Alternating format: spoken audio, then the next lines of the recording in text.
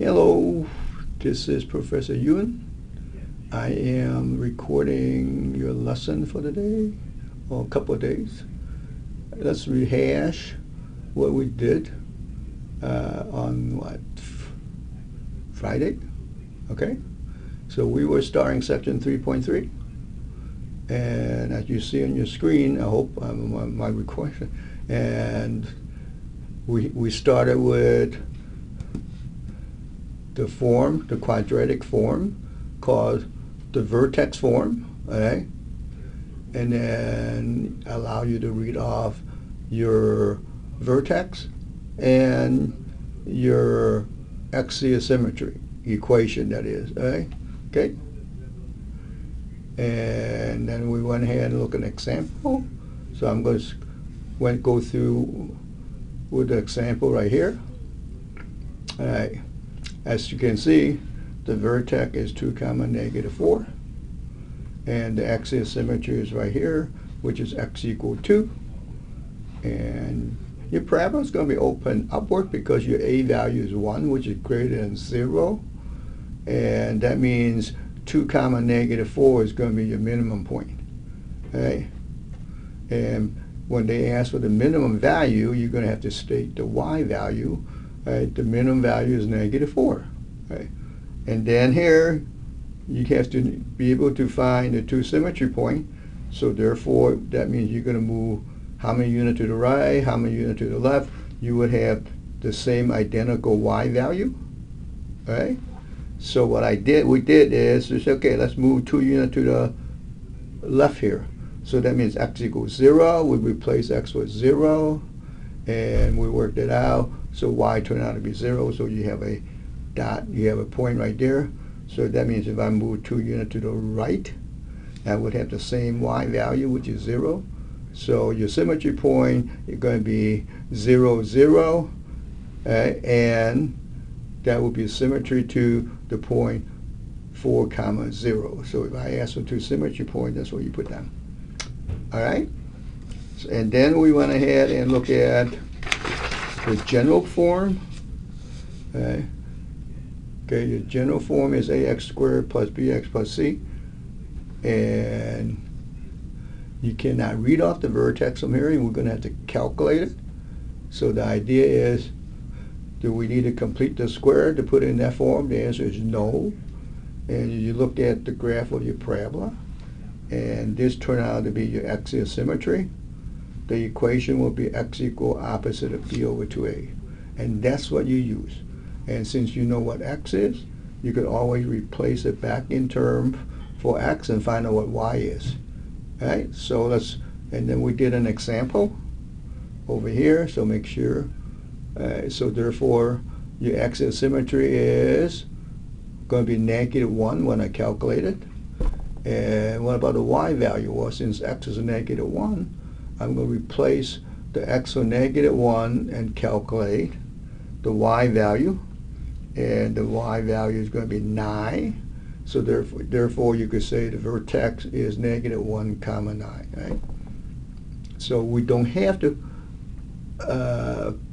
make sure we don't have to complete the square to get our vertex. Right? So you just use the x equal opposite of b over 2a. Right? And then we did ahead, and then I have you practice over here, and so forth. Okay?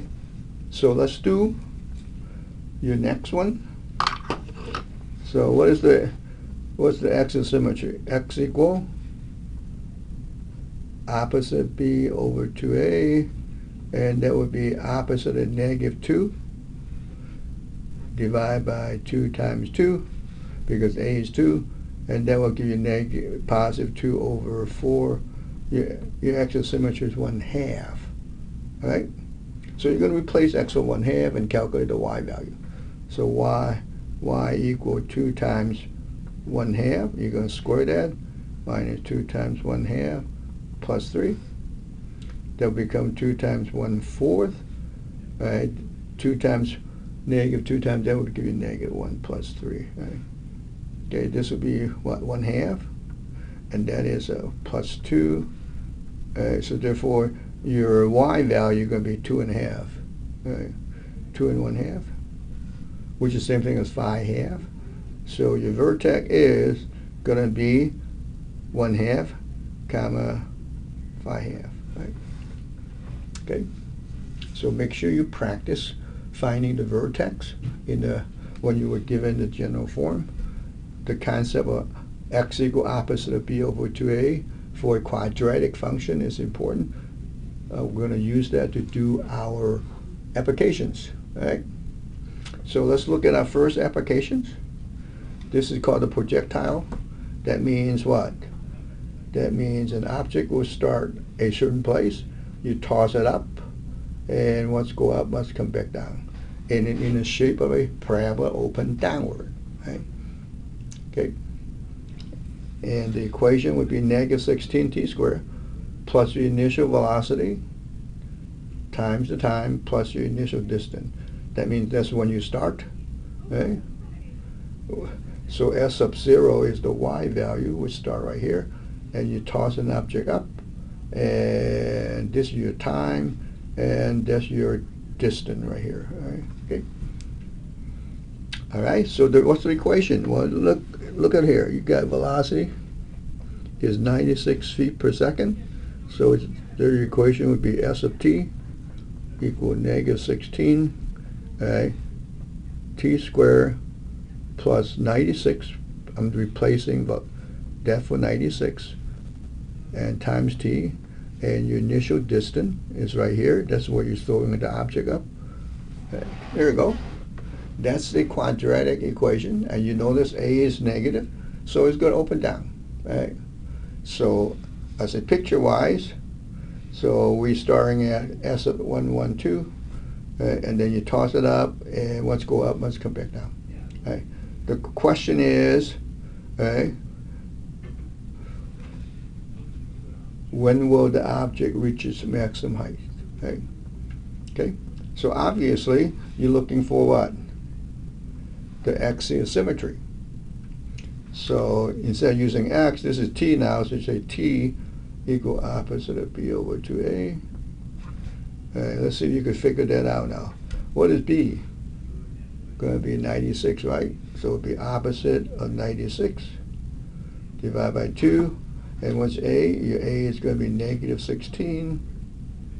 All right? And then you work it out. And what's it going to give us when you work it out? Okay? So that's your computation, right? And that will give you, we got it? That will give you positive 96 over 32, right? Yes?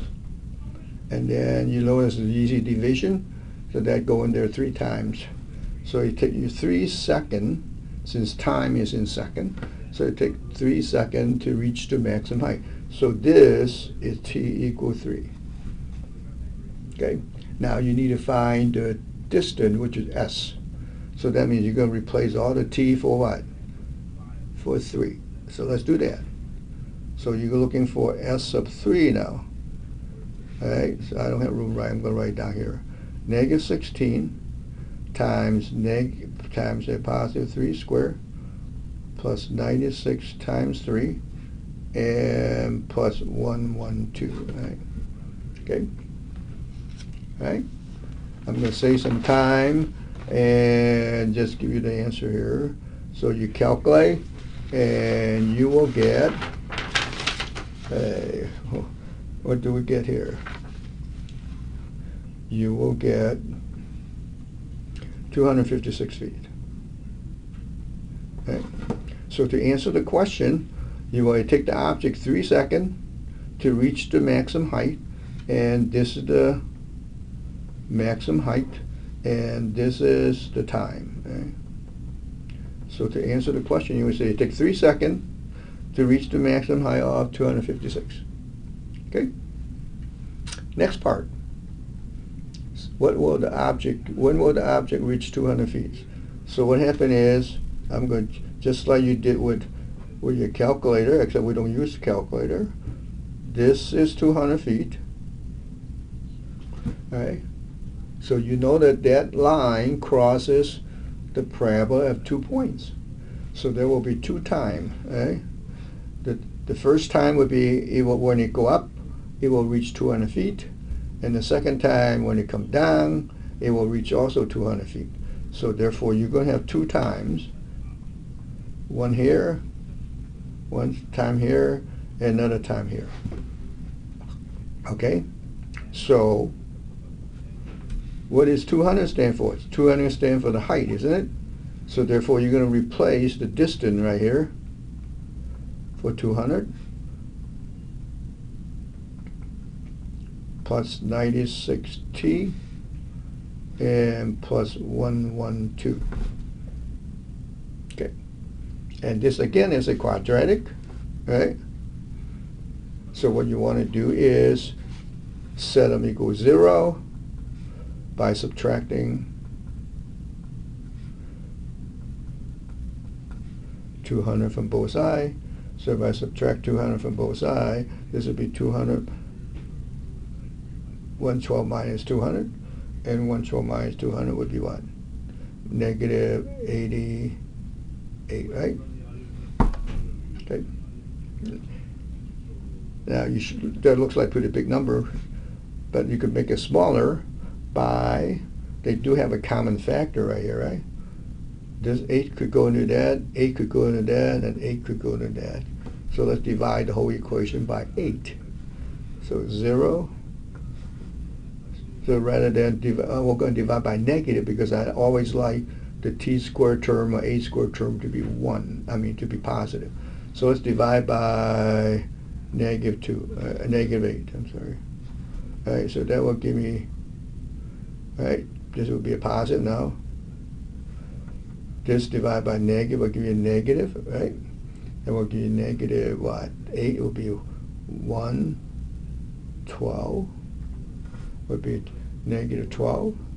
When you divide this by negative 8, that will become this will become positive value. That would be 11. Plus 11. You look at this and say, hey, it's not factorable, obviously. I hope you realize that. So when a quadratic equation that you're solving is not factorable, so what are you going to do? You're going to use the quadratic formula, right? So you would say t equal, right? And anybody remember? Would be opposite b plus or minus the square root of b squared minus 4ac, and everything's over 2 times a. Once you remember the formula, all you have to do is do your substitution. So what's b? B is negative 12. And this would be plus or minus square root of negative 12 quantity square. And you're going to minus 4 times a. A is 2. And 11 divided by 2 times 2. Okay? Okay, then you're going to have to simplify that, right? Okay, and that calculate into, I'm just going to save some time here, 12 plus or minus, and that will be square root of, this would be 144, this is 12 here, and this would be minus 88, and that will give you, I think it's 56 over 4. Okay. All right. And this is not a perfect square, right? So either you simplify, you punch in your calculator. So the first, you punch in your calculator, you will have 2 answers, right? The first one would be 1.13, I think. So use your calculator and punch it in, and that would be the time. That would be a second. And this is this one right here, T1, 1.13 seconds. And your next time would be the next 12 minus that and divide by 4, and that will give you, the next time I have 4.87 seconds. That's this time right here. Okay. So there you go. You could answer your question. And this is the, you could punch it in with your calculator. If the calculator are not allowed to use, so you just have to simplify the radical. Right? Everybody remember how to simplify the radical? Well, I think 4 go into that, right?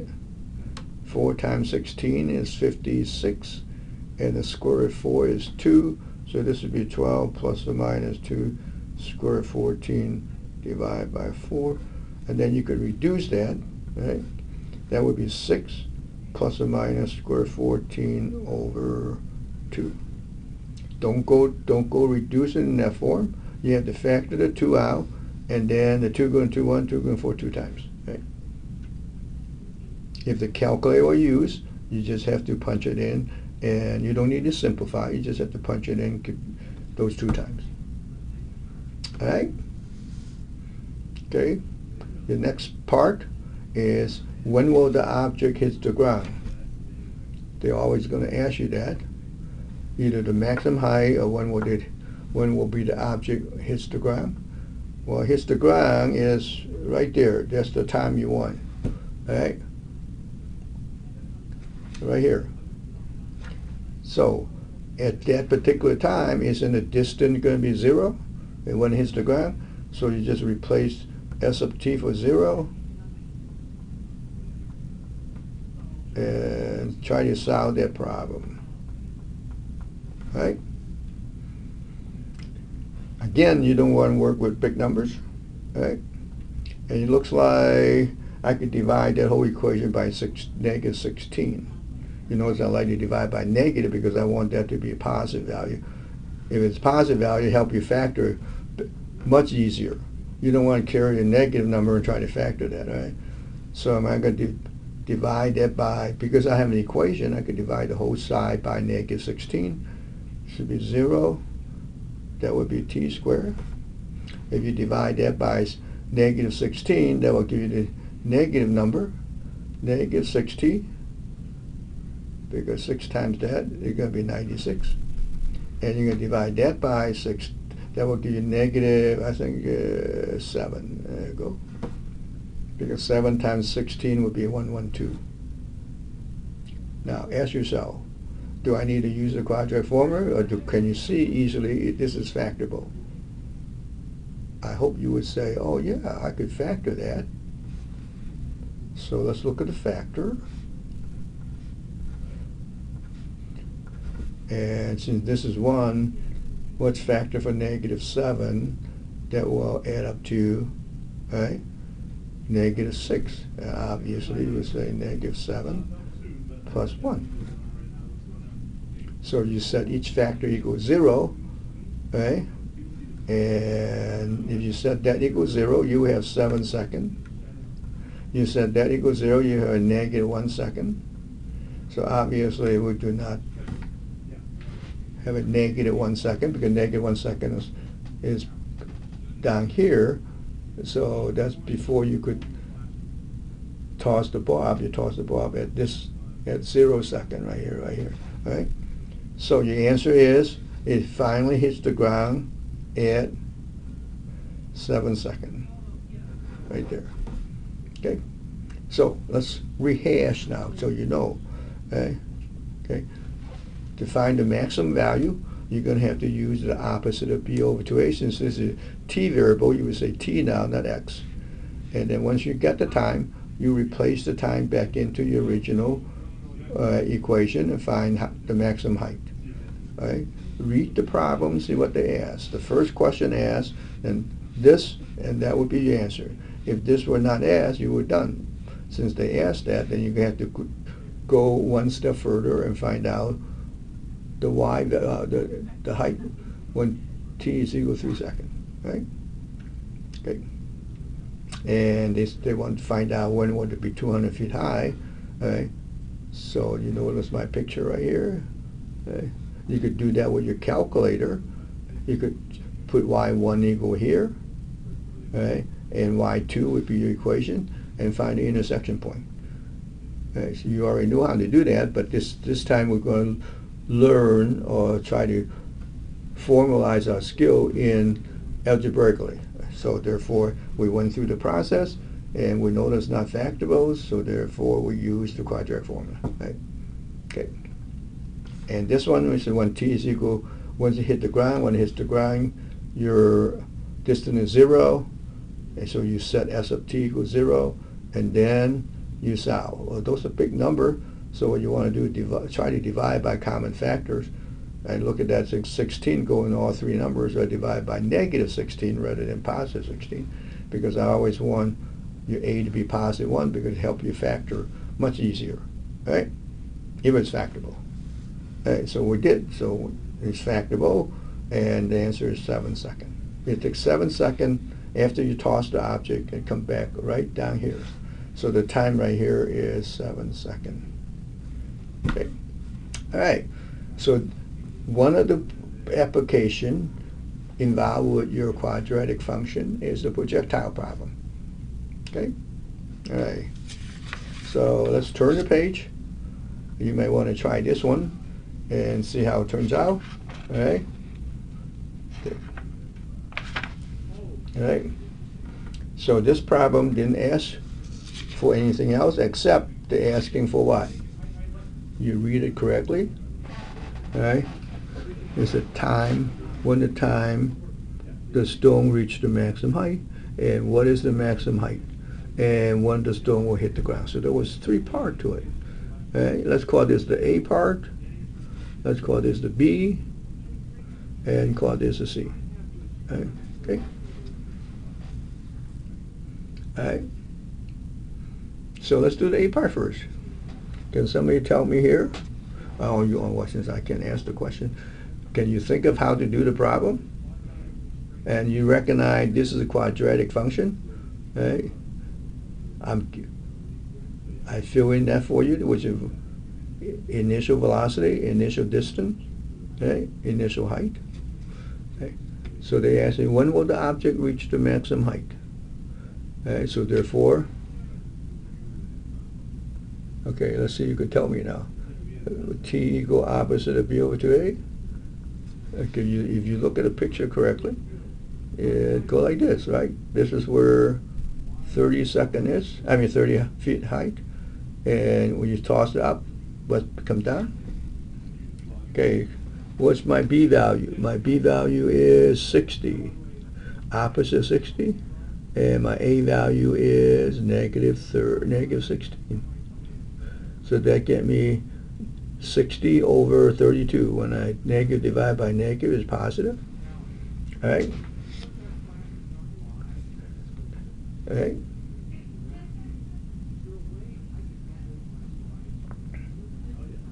Can we reduce that? No, this is a calculator problem. I don't want you to waste your time. So punch it in. All right? Going to give you 1.875 seconds. Okay.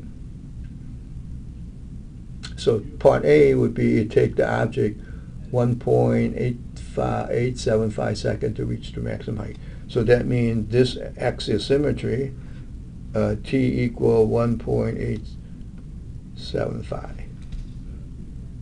Okay. Now how do I find the maximum height? Well, you know the T value. Well, how are you going to find S, which is the distance, right? So the B part is easy. You're going to take the equation and replace all the 1.875. Okay. Okay. And you could do that in your calculator. Oh, I don't expect you to do all this multiplication, square that number, and so forth. So I'm looking at process as this probably is non-calculated problem, and this will be a calculated problem. So if you could look at it different, you will never expect to work with big numbers, like square a big number like that, right? Not big number, I mean square a 4-digit number. So if you replace, this is what you do.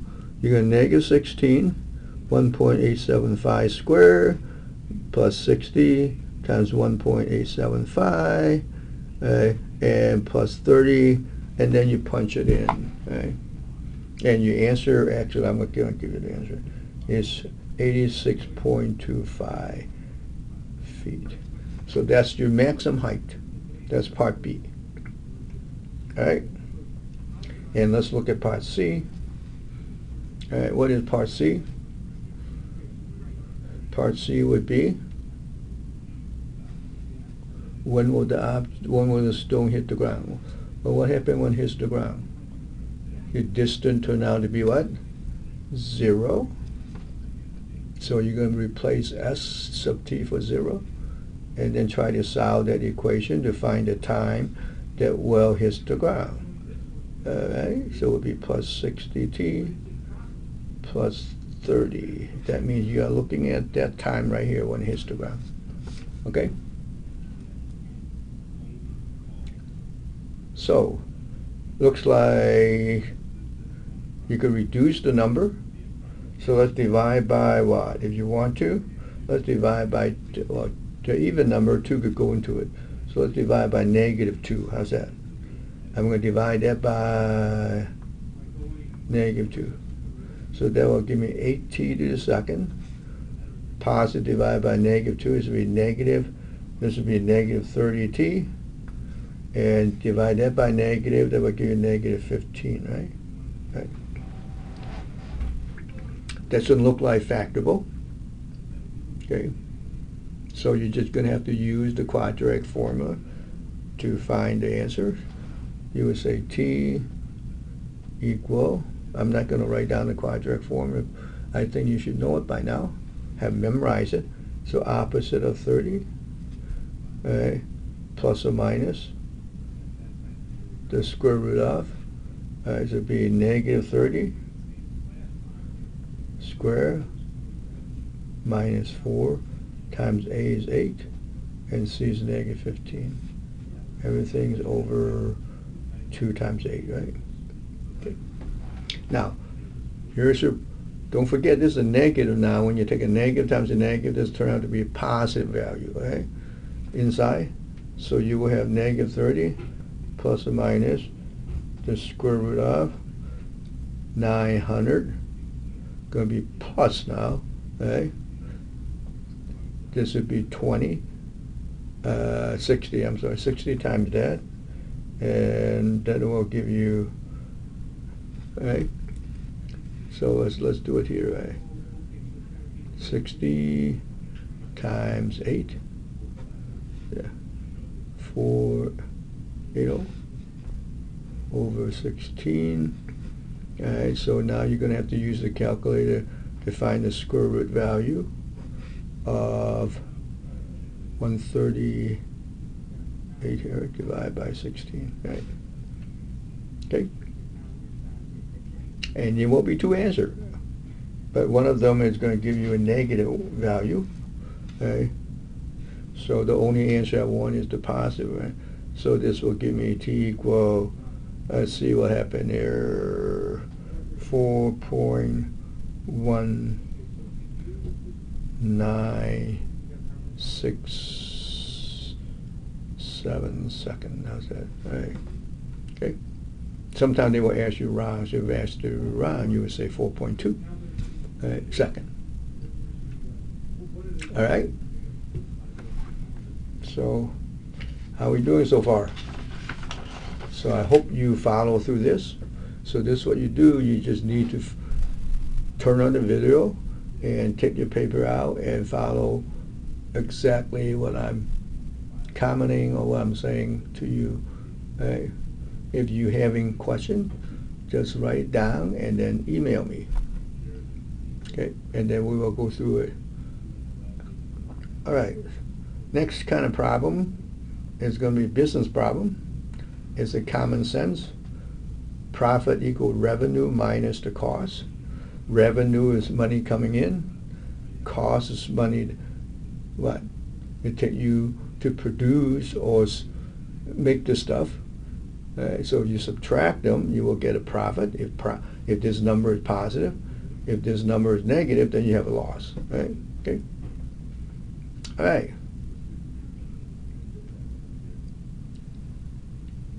So let's look at an example problem right here. X representing the number of units sold. Right? So that means you have a revenue function.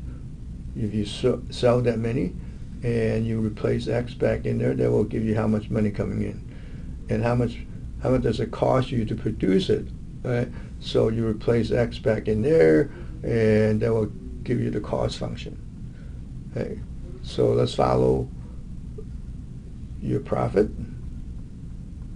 equal revenue is 20x minus 0.1x squared. Okay? Or you could put 0.1 like that, minus 4x plus 2. Allow you to do that all the time, and that will be incorrect because since you're subtracting, what do I encourage you to do? Always put a parenthesis in there because you're going to have to change the sign.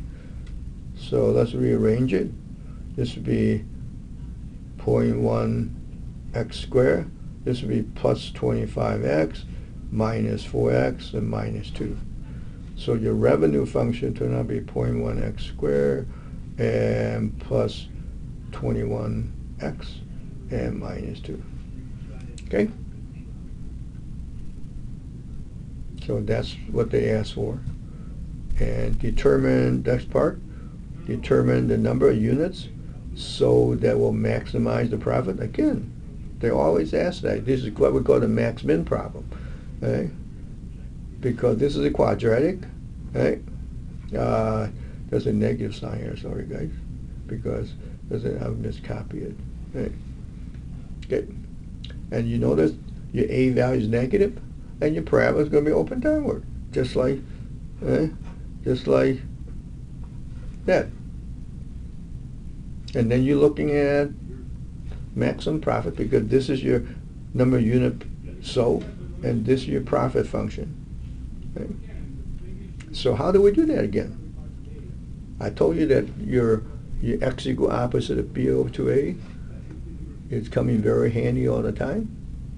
It only works for quadratic now, guys. Don't go try that to some other equation. Only dealing with quadratic function. Right?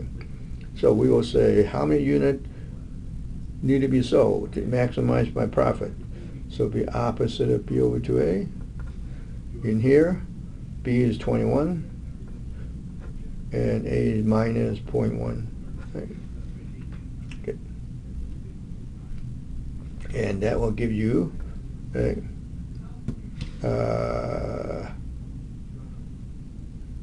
what's that going to give you?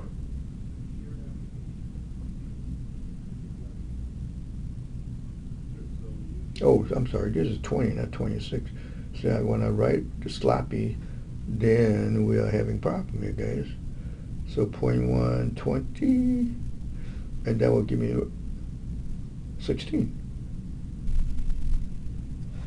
Okay. And that should be a 16 here, guys. All right. And you have negative 16 divided by negative 0.2. Okay. And how many? Well, I hope you didn't need a calculator to figure that out. And that will give you positive 80 units. Okay. Just in case you need a review on dividing without a calculator, you have 16 divided by 0.2. You need to move that decimal point, so therefore you have to move that. So basically divide 160 by 2, and you could do that in your head. 160 divided by 2 is 80, right? Okay. All right.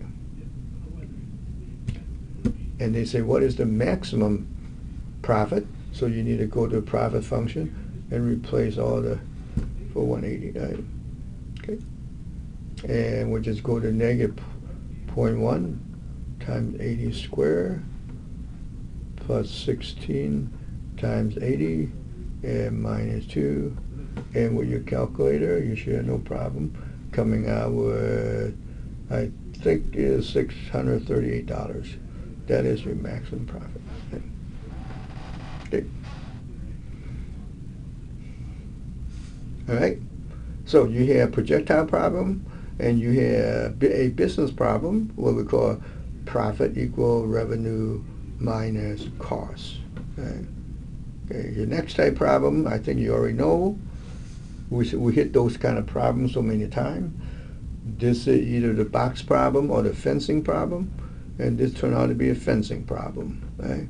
You have so much material, you're going to fence your lot, and they're going to ask you what dimension will maximize the area, just like the question we asked on the quiz. or tests. Right? So let's see you remember how to do that. I said, notice I said recall. Right? So you learn it well, then your recall will come easy. If you didn't, you're going to have to start relearning again. So therefore, I suggest you learn the content well enough so you could recall what we did. Right? This is not the area. This is what we call the distance. I'm going, right? Okay? I was fencing around. So that means total perimeter. Oh, let's draw a picture first so you know. Okay, you have a rectangle, you have 200 feet, you fence it all around. Okay? And obviously you have to introduce your variable. Since every side you need to fence it, so therefore you have 4 sides you need to fence. That's a rectangle. So you're going to have 200, you go 2y plus 2x. Okay. And we always solve for y. Now keep in mind now, solve for y in terms of x. I mean, that means y is a function of x. So you're going to subtract 200 from both sides. 2x on both sides. And then you're going to divide both sides by 2. And that will give you the y. And you can reduce it. So y turned out to be what? 100 minus x. Okay? All right, so I need an equation. What am I maximizing? I'm maximizing the area. So you got to have an area equation. Okay? Whatever you maximize and minimize, that will be the equation you use. See that one? You maximize the profit. So you got to have a profit function right here to maximize something. Okay? In here you say, what's the maximum distance? Well, you got to have a distance function, distance equation, right? Right. So what's area? Length times width, like you learned that back in grade school. So what is the length? This is y. Y is your length. Because this is your length, and that's your width. If you multiply them out, you will have, if I ask you to graph it, can you recognize what the graph looks like? Obviously, this is a quadratic. It's a quadratic, it's a parabola. And A is going to be negative, so it's got to be open down. Right? So your parabola will be, let me just do up here so you can see it. And that's what you're looking for. Because this is your x, and that is your A. A is a function of x. Okay? So how do we do that? Obviously, opposite of B over 2A, right? So you go x equal opposite of B over 2A. And what is x equal to? Well, B is 100. And A is negative 1. And you will get 50.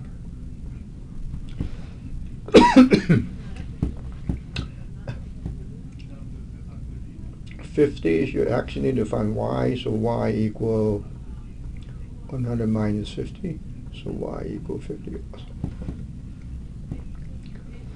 also. So your dimension is 50 by 50.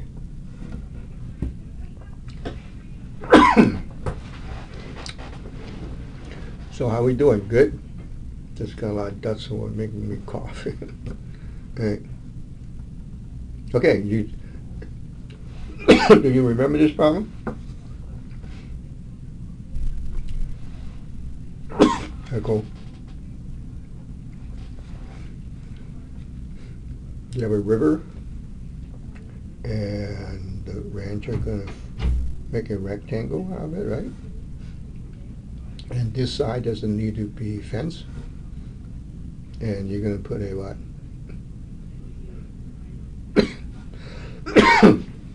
Partition in here, so therefore make 2 lots. So let's introduce the variable. What's in all those are same length. Those are x, and you only have 1 y in there. Compare, you have 2 y over here. All right. So let's do that. So how much material do I have? I have 100 meter fencing. So therefore I gotta use all 100 meter up. So I'm gonna fence that up with 100 meter. So that means 100 will be equal to, how many x do I have? 3. And I have to add the y. That'll allow you to use up all the 100 meter and a south of y. How's that? So y equal, I'm just subtract 3x on both sides, or what?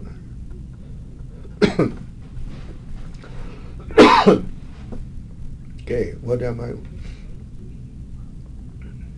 And I want to maximize the area? Yep. Say right there, maximize the area. So I'm doing exactly what I'm doing up there. So A equal length times width. And length is 100 minus 3x. And the width is x. This is your y, that's your x.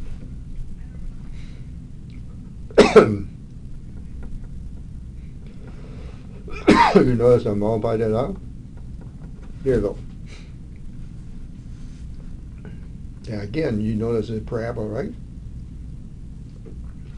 So let's take care of it. So you want to find the x in symmetry. And B is 100 and A is 3. I mean A is negative 3. So that will give you 100 over 6.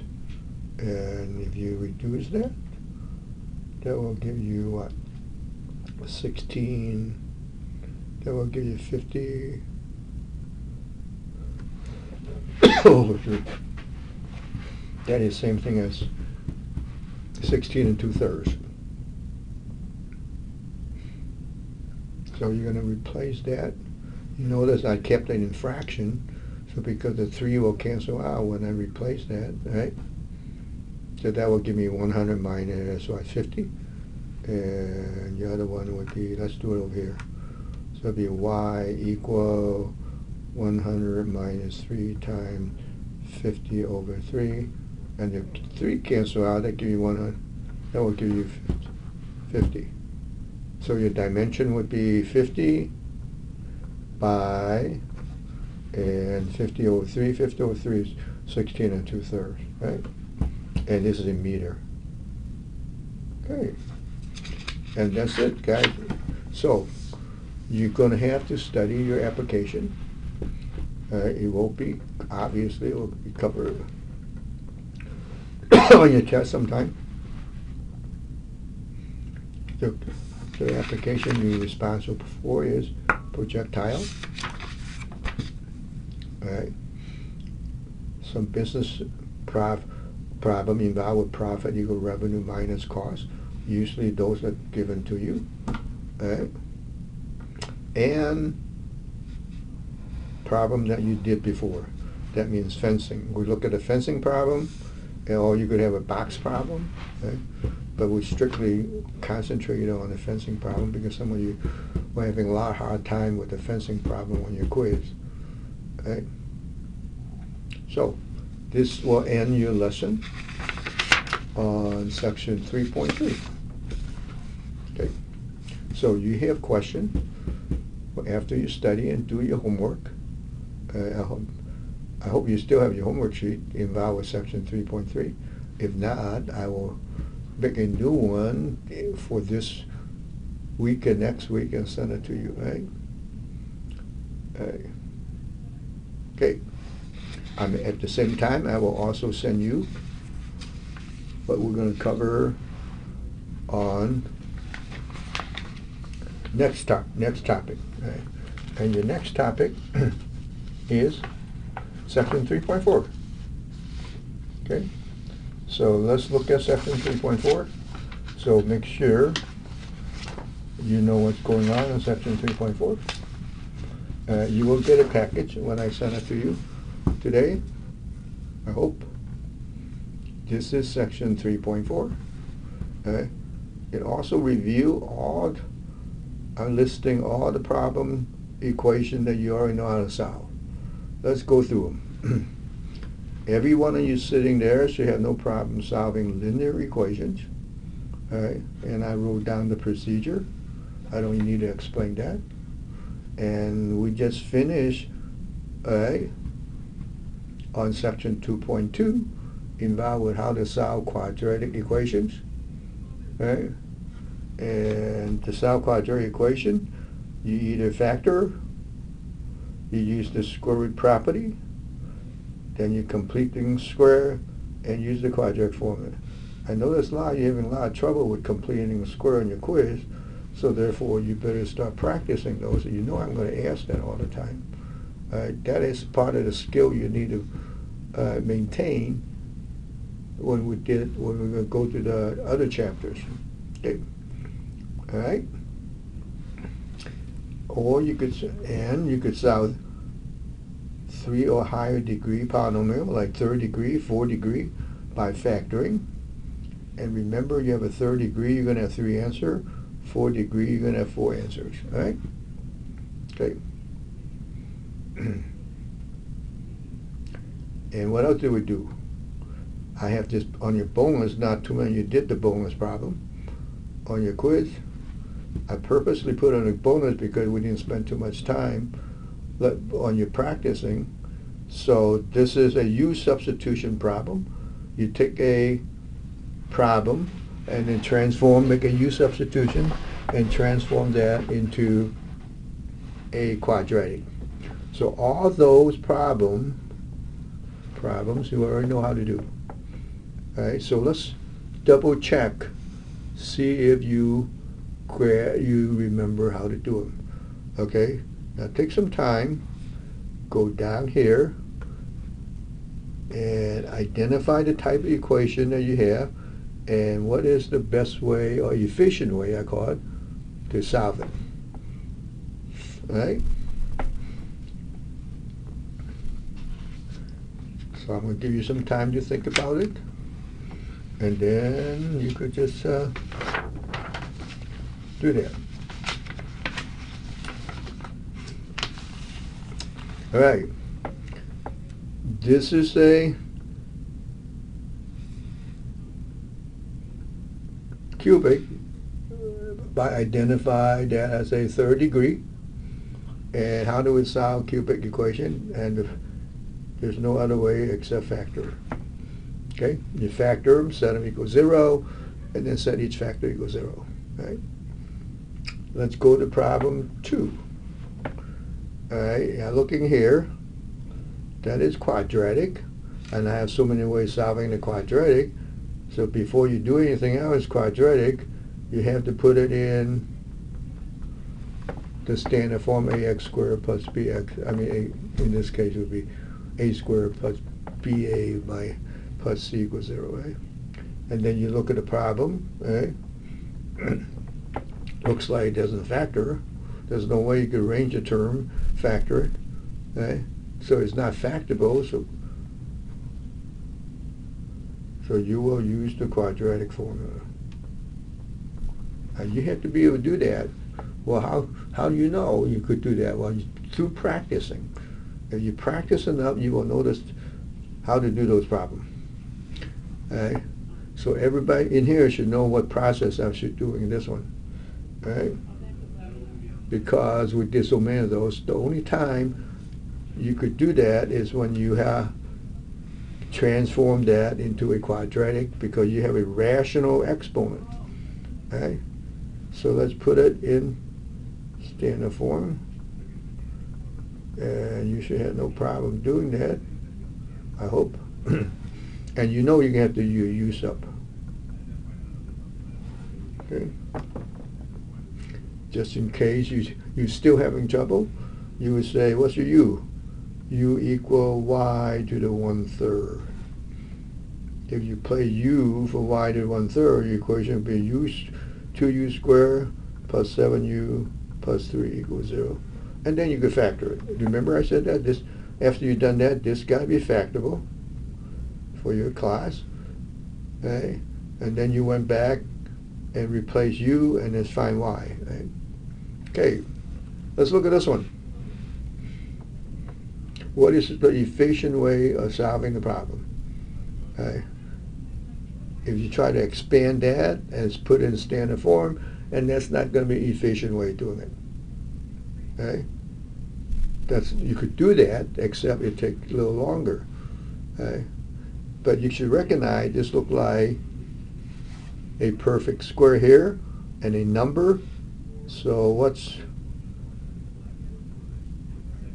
you put it in that form, so you could apply what? Square root property.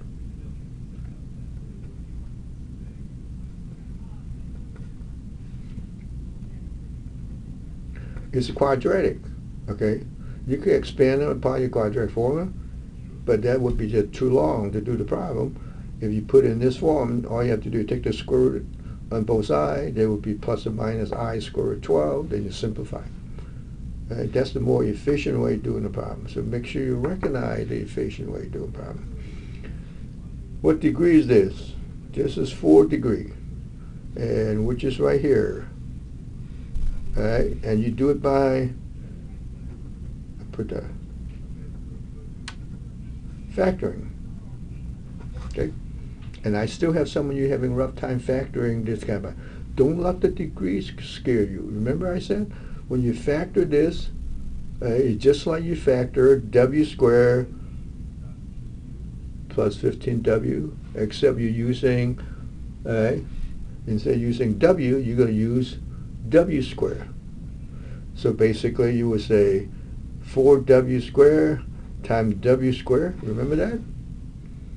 All right, just like a quadratic. When you start factoring, except you're using w squared rather than w, because you want the middle term to be w squared. So now 4 is, you want to say, hey, I could use -4 positive 1, or positive 4 -1, or -2 positive 2. So in this particular problem, you will use -1 and positive 4. Right? So let's double check. This will give you 16. That will give you -1, and that will give you the positive 15. Right? Okay. After that, when you set each factor equal 0, then you're going to have to use the square root property. And don't forget the plus or minus sign, because you should come out with 4 answer rather than 2. Right? That's a costly mistake when you keep forgetting your plus or minus sign. So that's what you did before. So we review it, make sure you know the content and how to do that. Well, how do you know? You know how to do that. Practice, practice, and practice. That's always my favorite word for you to your class. Right? You don't practice, you're not going to know it.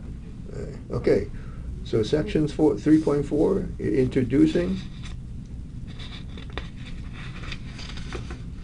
Let's turn the page now. You're going to get this package today, guys, so when I send it to the whole class. Okay. All right, this section, we're going to rehash on how to solve rational equation. All right? Remember how some of you still afraid of those kind of problems, so that's why they put it in here, and make sure you grasp the concept of how to do that. All right. You're going to have to, first thing you want to do is look at the domain. That means look at the denominator, exclude all the x that will make the denominator equal 0. And then you have to know how to find the LCD. Once you find the LCD, you can multiply the left side and right side by the LCD. All right? And then you solve, either linear or quadratic after you've done that. And you're going to check what? To eliminate your restriction. Your restriction is your domain. Okay? Let's look at an easy problem first. Domain. Well, I don't have to worry about that one. There's no x in there. Well, obviously, x cannot equal -2 over here, right? If x is -2, this fraction would be undefined. How about this one? Well, if x were 0, that would be undefined. So you have 2 restriction. So your domain is x cannot equal -2, x cannot equal 0. Right? Okay, what's the LCD? The LCD is what is the lowest denominator that all three of them could go into it. If they have to go into it, so you have to have those as a factor. So you have the 3 as a factor, right? So your LCD, you have a 3, and you have an x, and you have x plus 2. That is your LCD. Then you're going to multiply both sides by your LCD. All right? I see that? And things will cancel out, so you don't have fraction anymore. All right. So I'm going to put the LCD over here. You notice the 3 will cancel out. So that means the first fraction will give you that. All right. If you're still having a problem, you just put 3x times x plus 2, and the 3 will cancel out like this, right? And that leaves you with this times 1. The next part, when you take that times your LCD, we're going to look at your x plus 2 will cancel out, so that will give you minus 3x. And equal, you take that and multiply by LCD. Your 3 will cancel out, your x will cancel out. That will give you 2 times whatever's left. There you go. So you have a fraction with no, you have an equation, no fraction now. That is the intention to do, right? We do that so many times, but some of you still get scared of those kind of problems. Don't bring all those fractions in there. That will scare you, right? Okay. Now, this is just like the problem you've been solving back in here before, right? So, obviously, you're going to simplify and check what degree it is. If it's quadratic, you set them equal 0, then you try to factor. If not factorable, you're going to use the quadratic formula. Right? Let's try it. X squared plus 2x minus 3x equal 2x plus 4. And you notice it's quadratic, so you're going to have to put everything in one side, right? Yes? Alright, so when you subtract 2x on both sides, you have x squared minus 3x, and you're going to subtract 4. Factorable? You always ask yourself the question, is it factorable? I hope most of you, or all you, believe it is factorable, because you could find the factor of negative 4 after negative 3, because that's 1. So it's what? X minus 4, x plus 1. And if you set them equal 0, you will have x equal 4 and x equal 1, right? Negative 1. Okay. The last thing, they say check to eliminate a restriction. And since those two numbers doesn't belong to the domain restriction right here, so that is your final answer. Okay? So make sure you follow the procedure, knowing what you're doing.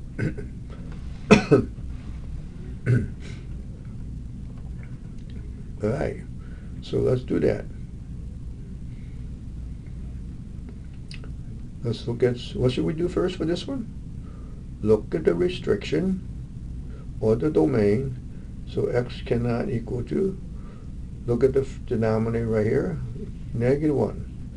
Why? Because when x is negative 1, this will become 0. Well, you can't tell right now if you factor this part, because there's a greatest common factor. Okay? So there's, for this one, there's 2 restrictions. X cannot equal 0, because x is 0, the denominator will be 0.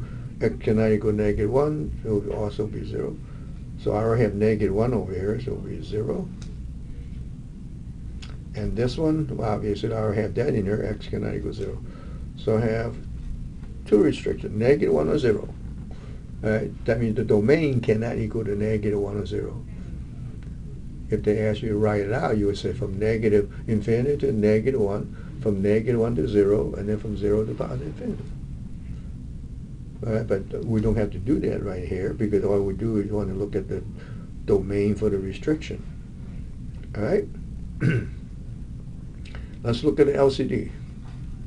Remember, the LCD is the lowest number that all three of those denominators can go into it. In order to go into, well, you got to have x plus 1 as a factor, because you got to go in those numbers. And you have an x, so x got to be a factor. Right? So your LCD will be x times x plus 1. Okay? So what's the next thing we do? We're going to multiply the procedures both sides by the LCD. So let's do that. So that means you take that, multiply by your LCD, and you notice your x plus 1 will cancel out. So that you leave you with 4x plus 3 on the numerator and times x, because you have x remaining. Right? You cancel it out. Equal. When you take that times that, they will all cancel out, so that leaves you with 1. And when you take this times that, your x will cancel out, so that leaves you with -2 times x plus 1. Again, no fraction. That is the idea. You want to multiply both sides by LCD to eliminate your fractions. All right? Okay, then you can solve the problem. So let's try it. 4x squared plus 3x equal 1 minus 2x minus 2. Now don't forget, minus times the positive is minus. And I recognize this is a quadratic again. So I need to set one side equals 0, so transfer everything to one side. That means I'm going to add 2x to both sides. That will be 5x. And this gives me -1, so I add 1 to both sides. Okay. Looks like, again, it's factorable. Can everybody think of the factor? Well, 4x times x will give you x squared. 4x squared, so there's only one possibility, plus 1 and plus 1. You don't want to use -1 and -1, because that will give you a -5. You don't want that because this is positive 5. So you want to use what? Positive 1 and positive 1 equals 0. Double check them. This gives you 4x, that gives you 1x. The sum will give you 5x, right? Because that's the middle term. This is your inner term plus the outer term give you the middle term. So you set each one equals 0, and you have x equal -1/4, and you set that equals 0, you have x equal -1. At the end, you will go back, okay, and you will go back to do what? To check the restriction. Those numbers belong to my restriction. Obviously, this belongs there, so you need to eliminate that. Right? So your final answer is, you only have one answer for that one. It was -1/4. While over here, you have two answers, right? Okay, so you should take time and try that one on your own. Let's go through them, right? So don't listen to me explain the problem. You just cover it up and try it on your own, see if you match it with my answer. I'm going to go through the procedure again, so make sure you remember the procedure. The domain, x does not equal to. But before you do anything else, you need to factor everything in prime. So this is 3 plus 2. Okay? This one is factorable. X minus 2, x plus 2, and that one you only have x minus. All right? Okay, let's check the restriction. For this fraction, x cannot equal -2, because when x is -2, this becomes 0, and 1 divided by 0 is undefined. For this one, you have two restrictions. X cannot equal to 2, because when x is 2, this would be 0. 0 times anything is 0, so the denominator will be 0. So therefore, x cannot equal 2, and x can equal -2, but I already have -2 here, so I don't have to repeat it. And this one, x can equal 2, I already have that. So again, I have two restrictions. Okay? Now, what's my LCD? LCD should contain all the factors, so therefore your original denominator can go into your LCD. I have a 3, so I have to have a 3 because this number it got to go into LCD.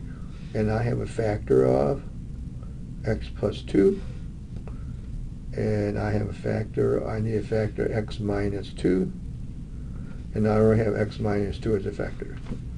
Thank you. So I have 3 factors for my LCD now, right there, the product of those. So let's multiply them. Okay? Let's see if you get an equation with no fraction. Your 3 will cancel out.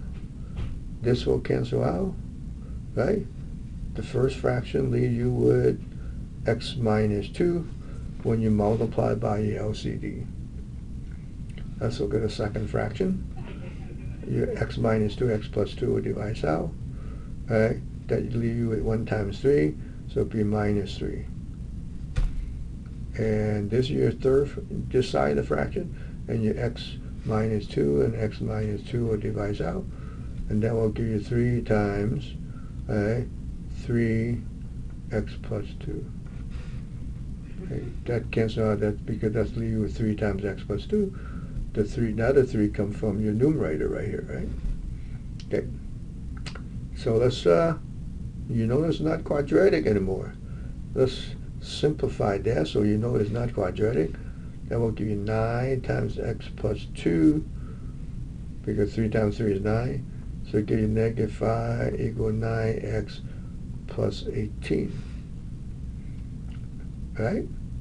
It's a linear equation. Well, that's an easy to solve. If it's a linear equation, everybody should know how to solve a linear equation. You get all the variable terms to one side and all your constant term to the other side. So if you want to put everything on one side, you would say subtract 9. If you want to put, or you could put it in the left side if you want to, or right side. So I'm just going to subtract 9 from both sides. That will give you minus 8x minus 5 equal 18. Then I'm going to add 5 to both sides. That will give me 23. And then to solve for x, you just divide by the coefficient. So it would be 23 divided by -8. And you find your answer is -23 over 8. That's your answer. Right? And it obviously doesn't belong to my restriction. And that would be my answer. Okay. So we rehash on a solving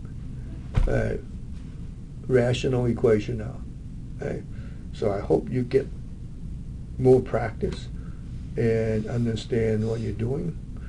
You're not going to learn it if you don't practice. Okay? You got to get going with practicing your math. Okay? Especially this time, because I'm not here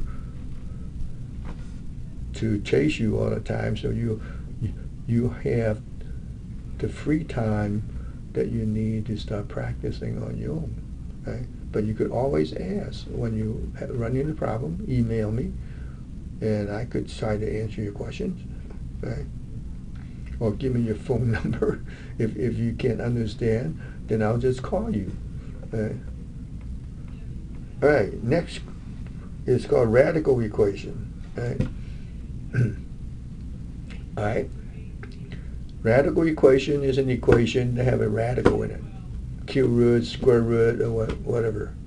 All right. So let's look at the procedure.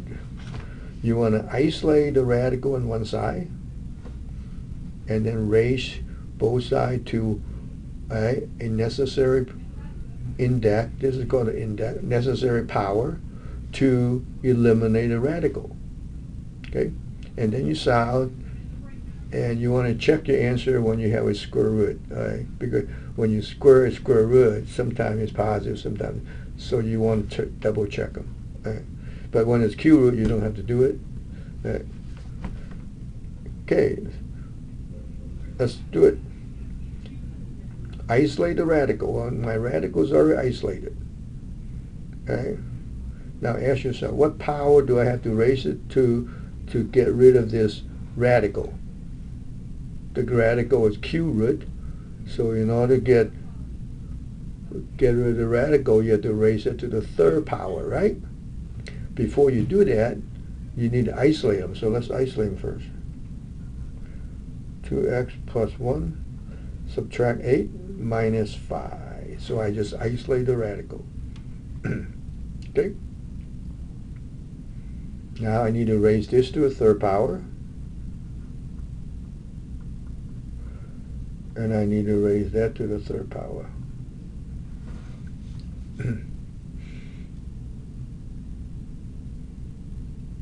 So yeah, when you raise the q root to the third power, the radical is gone. That leaves you with the radicand. And when you raise that to the third power, well, make sure you know negative 5 raised to the third power is negative 125, right? 25 times 5 is negative 125. Those are perfect q numbers. You should have learned that from your previous math course. Now, this is linear now, so you just have to subtract 1 from both sides. When I subtract 1, it becomes negative 126. Then you divide both sides by 2, so it'll be negative 63. Right? Okay. Just in case you want to check them, you can replace this back in there and take the q root and add 8, you will come out with 3. Okay? So let's go through the procedure again. Isolate the radical, raise it to whatever power necessary to get rid of the radical, and then you solve and then you check. Right? Okay. You try something here.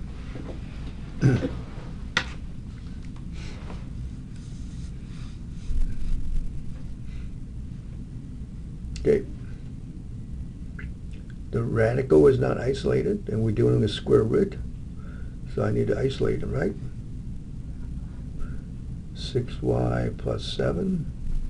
That means I have to add 9 to both sides, plus 2. I need to raise it to the second power.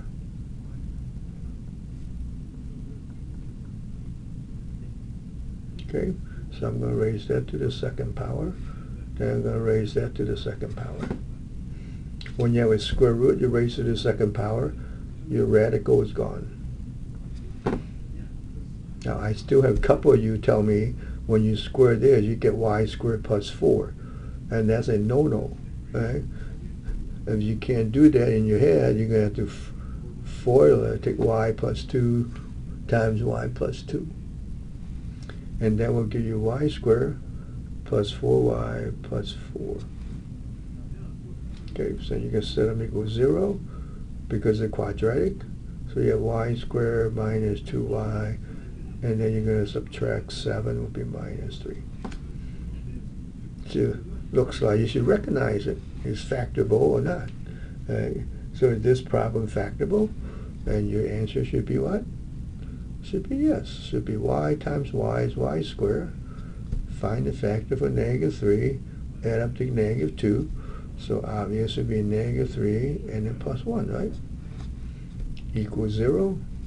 You said that equals 0, you will get 3. Right? And you said that equals 0, you will get y equals negative 1. Right? Okay, the question is, are those both and in my answer? Right? Well, you need to check it at the end because it's square root. You always need to check square root. Right? So let's check them. I call CK checking. Right? So next time when I write on your paper CK, question mark, that means you didn't check. So that means you're going to replace back in the original problem y for 3. All right, see if it checks out. So that means 6 times 3 is 18. 18 plus 7.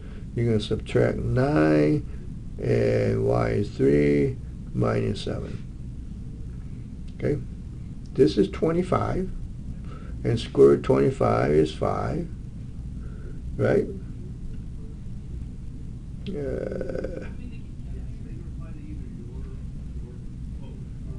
And then this could be minus what? 9.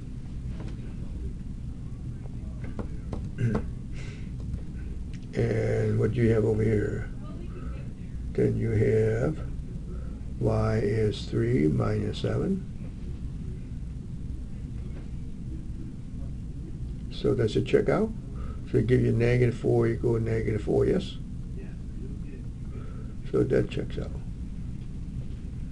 Okay. Let's check the other one. -1. So you place x for -1 back in the original problem. Then we'll give you -6 plus 7. And y is -1 plus 2. All right? And that will be 1. Square root 1 is 1. All right? Now I need to, okay. And that will be equal to -1 plus 2. So 1 equal 1. That checks out. So both answers check out. So this would be your final answer. Okay? Sometime one of them will check out. And sometime both of the answers will not check out. So in this case, both check out. Right? Now the question right now is what happens when you have two radicals. Right? So when you have two radicals, what you want to do is isolate one of them first, and then square both sides, get rid of one of the radical, and then maybe then you're going to have another radical. You're going to have to repeat your process again. Okay. So since I isolate this radical for you already, so that means you're going to square both sides. Plus 5 plus 2 square. Square. How's that? Okay. Now this one's easy. This one's going to be x minus 1. Now this one, don't square that and don't square that, right? Because when you square a binomial, you should come up with a trinomial. So what you want to do is do it out here, so make sure you know what you're doing. Plus 2, all right? Let's FOIL it. All right, this times this will give you x minus 5. That times that will give you plus 2 times square root x minus 5. Now let's do the 2. 2 times that, that's your inner term. That will give you plus 2 times square root x minus 5. And last times last would be plus 4. Right? So that will give you what? X minus 1 when you combine like terms. And those two are like terms now, guys. They will give you plus 4 times x minus 5. Okay?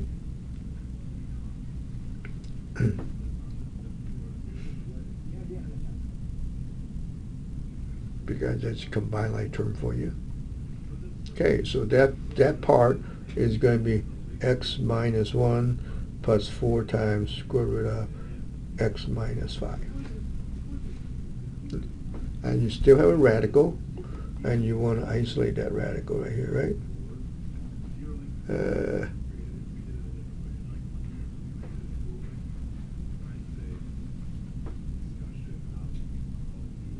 Whoa. Okay.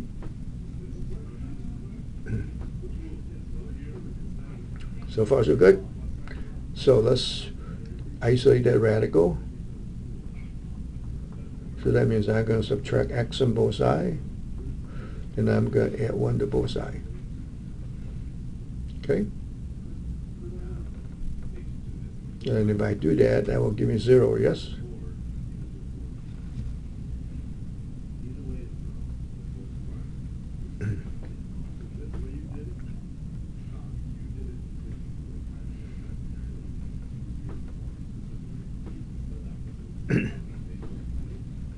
So far, so good. I'm going to let you digest the process first before I continue. All right? So the important thing is people multiply those two by this times this is x minus 5.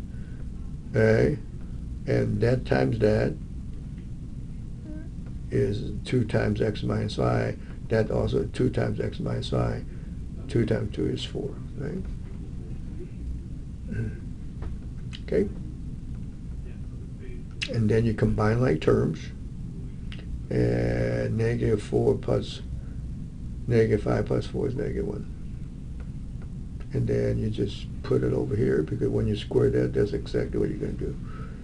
All right, now you're going to repeat your process by isolating the radical again. So that means I subtract x on both sides, I add 1 to both sides. That will give me 0. Okay.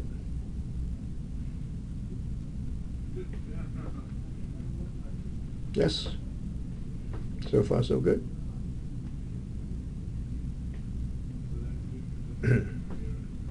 So let's solve.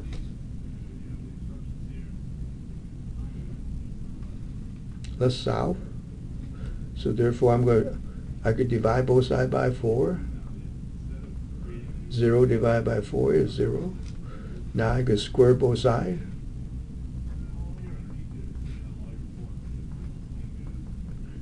And that will give me what? X minus 5 equals 0, x equals 5. And since this is square root, I need to check. Let's go check them right here. Okay. That means I'm going to replace all the x for 5. Okay. So that will be 5 plus 5 square root 10. Plus 2 equal, replace that for 5. So that will give me 5 minus 1 is 4. Right? And 4 is what? 2. So you have square root 10 plus 2 equal 2. Right? And that's impossible. That's not even, it doesn't check out. Right? So therefore, X that answer, and you just empty set.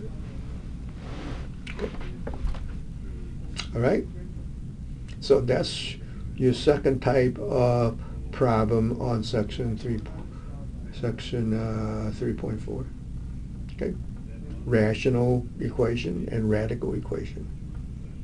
Okay, let's make sure you grasp your procedure. When you have a rational equation, you're going to have to look at the restriction involving your domain here, right? Okay, and then you got to know how to find LCD. If you don't know how to do it, make sure you practice enough.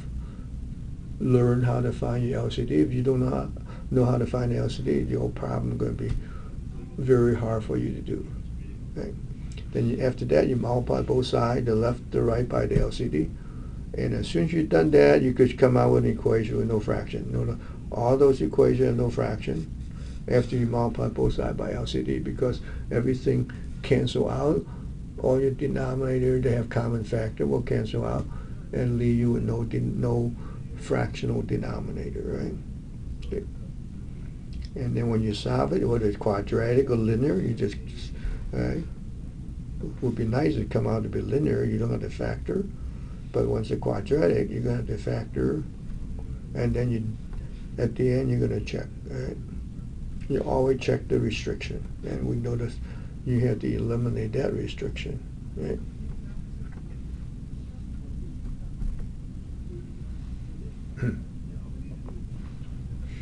Okay. And then you have a radical equation. That means the equation has a radical. And then the procedure is isolate the radical. So in this case, that's why I subtract 8 from both sides. And then since this cube root, I have to raise it to the third power to get rid of the radical. Right? And then your solve would be negative. I said in the cube root, you don't have to worry about checking your answer, but you do want to check it just in case. So you got 2 times negative 63 plus 1 plus 8. That's it going to come out to be 3. So that will give you what? Negative 126 plus 1, and then we'll give you the cube root of negative 125. Okay? Plus 8. On that, the cube root of that is negative 5. Negative 5 plus 8 will give you 3. 3 over, so that checks out. Right. Most of the time, you don't need to check the cube root one. Right? Okay. And then you come out to be some complicated problem. And right here, when you square to try to get rid of the radical, and make sure you do not tell me this is y squared plus 4. You do have a middle term, right?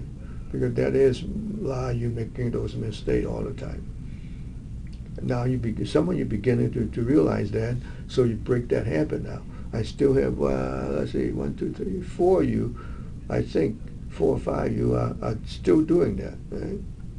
It's because sometimes automatic, but it doesn't. When you have a binomial, you square binomial, you're going to come out a trinomial.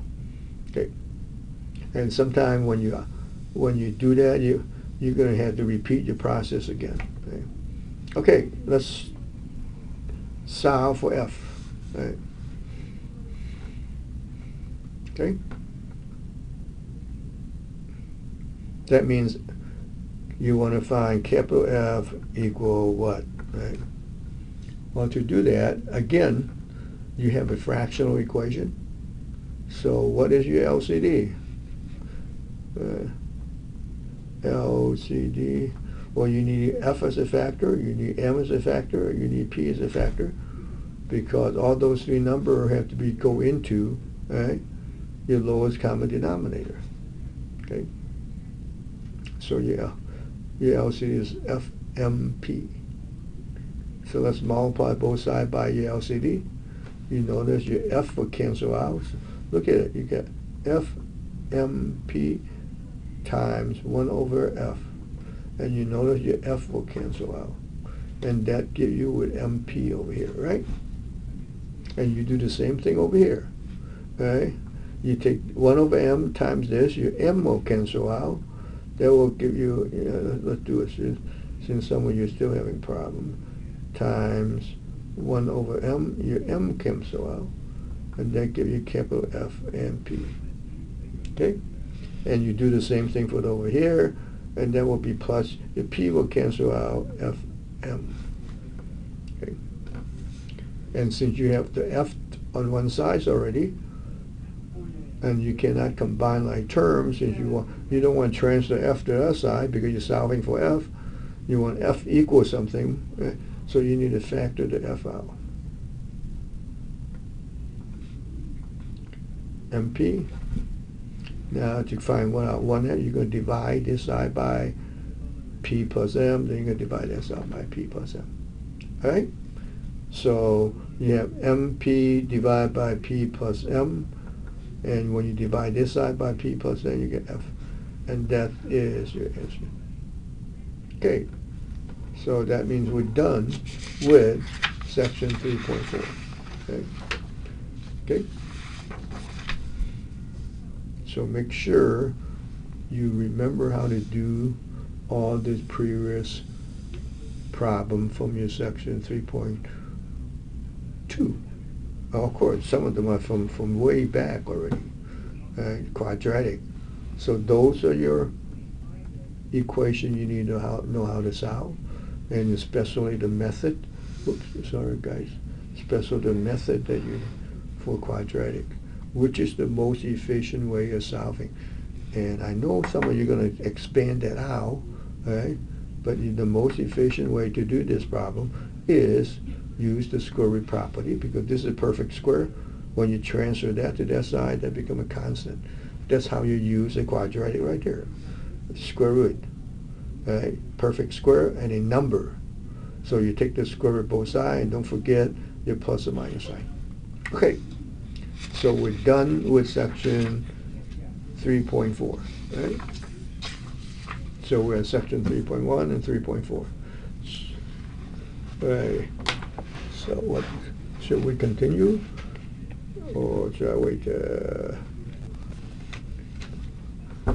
Okay, so let's stop here, then continue tomorrow.